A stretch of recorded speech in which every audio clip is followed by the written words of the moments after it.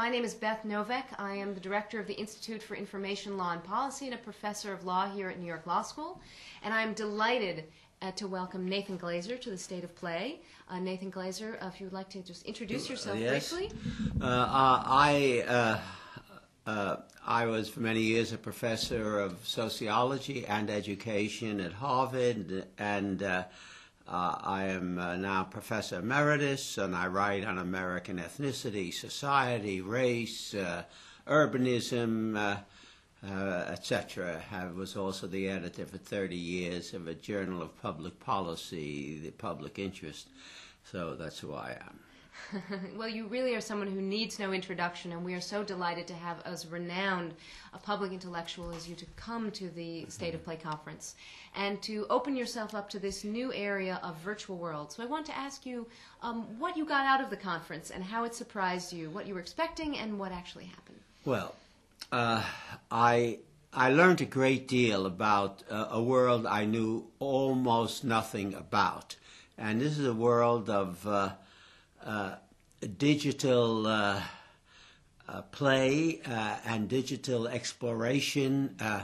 I was very intrigued at the notion of the building of virtual worlds, as in the case of Second World, and what could be done with it, and much of it was simply astonishing. And what was most astonishing and most interesting in the conference was its major theme, was the notion of law. I thought the notion of law involved literally very ordinary things like copyrights and so on, and there were some incredible, to me, developments that arose from the existence of an expansion of these virtual worlds, such as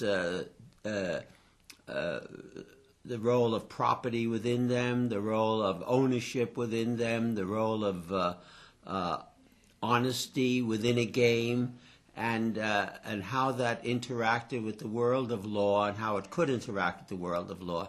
And there were fascinating problems were raised, and certainly that was the most original and interesting thing to me about the conference, because it was simply an interaction I knew nothing about, but I learned that as a significant interaction. Apropos of new interactions, we tried something different this year, which was to instantiate a conversation between the worlds not only of law and technology, but also between law and architecture, when we held a panel this afternoon on the subject of public space and architecture in virtual worlds, a panel in which you participated. And I'm wondering if you'd be willing to say a word about what you encountered in addressing the question of the nature of public space in this new medium. Well, that was also extremely interesting to me, because one is aware that one of the chief uses of the computer and the computer's capacity to create three-dimensional spaces is in architecture. And one assumed, or I assumed, that there was a rather closer relationship between the world of architecture and the digital world, the world of, let's say, play and virtual worlds, than I had imagined. It seems the two don't really interact very much. The world of games and the virtual world tends to be a rather conservative one when it comes to design. Not only conservative, rather archaic in its interests, going in for medieval themes, goblins and dungeons and so on, as we all know. And it seemed a little odd that this frontier of technology should be so committed from the point of view of design, aesthetics, the visual, to the traditional. Not entirely. Some interesting things do happen. We had this interesting competition for a public space in a virtual world, and I would say a quarter of the entries perhaps did try to explore these technological possibilities, but many of them are already quite traditional in their point of view, just reproducing a village or an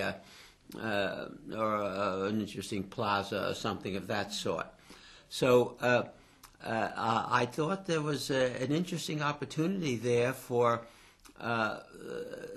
architecture which has gone so imaginative and moved into kinds of building which were once impossible to interact rather more with this technological frontier of virtual worlds and digital play.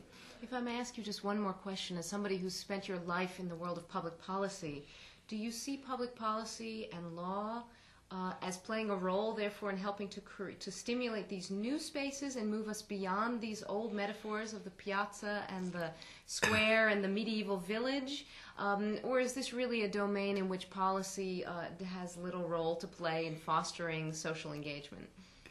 Well, no, that thinking now of two worlds that normally don't come together, architecture and digitality, now to throw in a third, public policy, boggles the mind. But yes, there are issues there. There have certainly been issues in terms of public policy and public spaces. One of the most interesting of them, exemplified in New York, is the attempt to stimulate the building of public plazas, which are owned by private developers who get something for putting it up. And how public are they, and how public are they allowed to be, and to what extent they really succeed as public spaces. So that is certainly an area of interplay between public policy and space, whether and place used for public purposes. But when we introduce this other theme of virtual worlds into it, I don't see yet how that comes into it. Let me leave it at that.